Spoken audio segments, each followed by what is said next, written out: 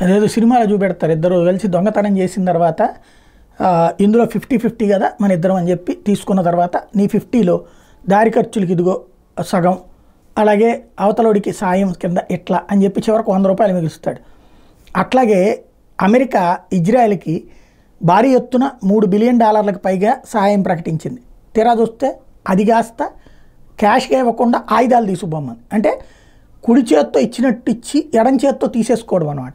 అక్కడ ఒక ఎత్తు అయితే ఇప్పుడు తాజాగా ఇజ్రాయెల్ బొక్కసంలో నుంచి డబ్బులు బొక్కేయాలనుకుంటోంది. $20 బిలియన్ ప్యాకేజీ ఇజ్రాయెల్కి ప్రకటించింది, weapons package including fighter jets.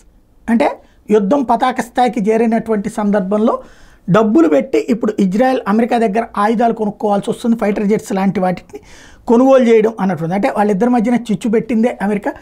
ఆ చిచ్చు ఎంత రేగితే అంతగా సంపాదించుకుంటుంది అనడానికి సాక్ష్యం ఇప్పటికి కూడా అంతర్జాతీయ ఆర్థిక విధానాలని, అంతర్జాతీయ పరిణామాలని అమెరికన్ ఆయుధ వ్యాపార సంస్థలు నడిపిస్తున్నాయి అనడానికి సాక్ష్యమైంది ఇది.